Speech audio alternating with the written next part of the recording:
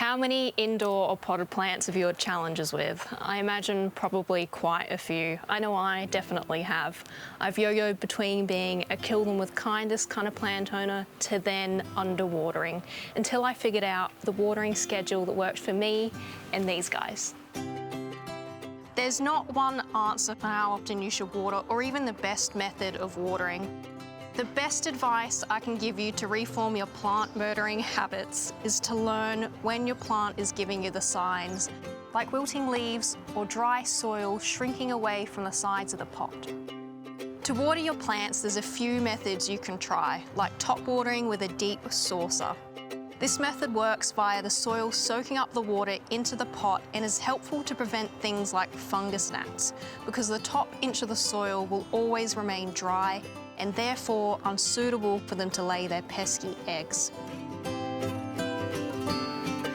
If you're someone who uses something like an old cup to water your indoor plants and you find you often avoid doing it because it takes forever, then I highly recommend getting something like this, especially if you're eco-conscious like me, because this eco-friendly Holman watering can is made out of recycled plastic. For indoors, you want to get a watering can like this one with a narrow spout which will allow you to neatly control where the water goes, which is obviously in the pot and not your bedside table. You want to wet the surface evenly, then wait a few seconds. If you don't see water coming out of the saucer, give it a bit more until you do.